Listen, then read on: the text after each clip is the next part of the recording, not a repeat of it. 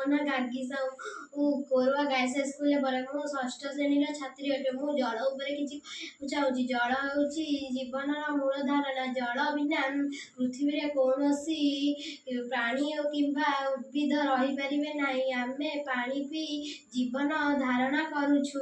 ଗଛବାଡ଼ି, ଶିଳ୍ପ ଓ ଦୈନନ୍ଦିନ କାମରେ ମଧ୍ୟ ଜଳ ଅତ୍ୟାବଶ୍ୟକ। ଆଜି ଜଳ ଦୂଷଣ ଓ ସଙ୍କଟ ଏକ ଗୁରୁତର ସମସ୍ୟା ହୋଇଉଠିଛି। ତେଣୁ ଆମେ ସମସ୍ତେ ମିଶି ଜଳ ସଞ୍ଚୟ ଓ ଜଳ ସୁରକ୍ଷା ପାଇଁ ସଚେତନ ହେବା ଆବଶ୍ୟକ।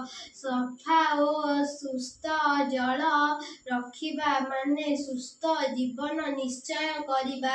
ସେଥିପାଇଁ ଆସନ୍ତୁ ଜଳକୁ ସଞ୍ଚୟ କରିବା, ଦୂଷଣ ରୋକିବା ଓ ପରିବେଶକୁ ସୁରକ୍ଷା କରିବା ଆମର କର୍ତ୍ତବ୍ୟ। ମୁଁ ଏତିକି କହୁଛି।